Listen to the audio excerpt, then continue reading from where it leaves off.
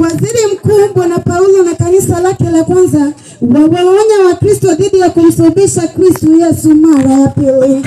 Kwa kuwa wanamtambua Kristo Yesu kwa midomo yao, lakini kwa matendo yao wanamsulubisha Kristo Yesu mara ya pili.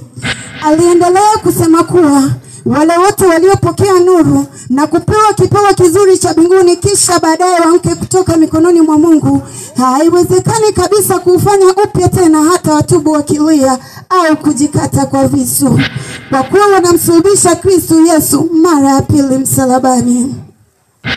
Hivyo basi, hapo hujanipata au kunielewa, unaweza kulifungua gazeti lako la Kenya Sundays, yani Biblia. Kitabu ni Waebrania mlango wa 6 mstari wa 4 hadi 6. Unaendelea kusikiliza taarifa hii kutoka Tume Kuu Nyumba ya Imani. Nitapunga hewa kidogo kisha narejea na habari nyingine.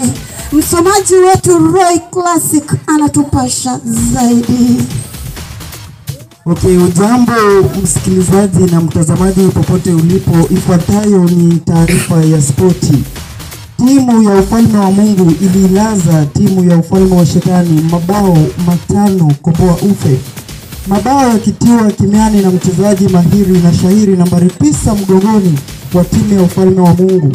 Mchezaji huyo kwa jina la Imani alikuwa mwepesi na mchachari zaidi, akiwazidi wachezaji wa timu pinzani kwa kasi na ufundi wa kiaina, huku akimwacha mlinda lango na mtunza lango wa timu ya shetani akiwa hoi akijihemea kwa ushindo wa mikwaji mizito kutoka kwa striker huyo.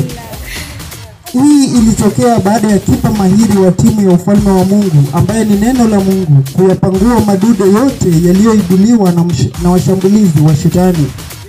Baada ya dakika 90, mechi hiyo iliishia kwa ushindi mkuu, huku timu ya ufalme wa Mungu ikiilaza, ikiichachafya, kuizebua na kuisenyenta timu ya shetani kwa ushindi mzito na mno zaidi kwa mabao 5 papa. Naam, kufikia hapo basi ni sina la ziada ila kuikunja jamvi la spoti la Radio Tume Kuu. Jina langu ni Roy Classic Redon, ama ukipata muda usisite kunita Dr. Kifalme kwa studio. Na Pastor Morris. Kama mchungaji unaweza kusema nini kuhusu uvuvio au crusade ya siku ya leo?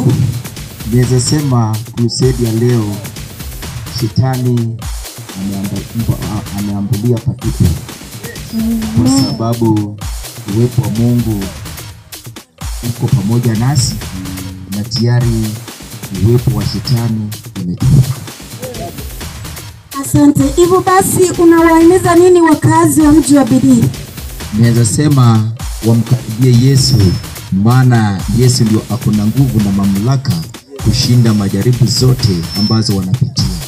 Asante. Tutakomea hapo kwa sasa na karibu tena kwenye taarifa zetu za habari siku nyingine. Kwa heri, kwa majaliwa yake Mwenyezi Mungu tutaonana.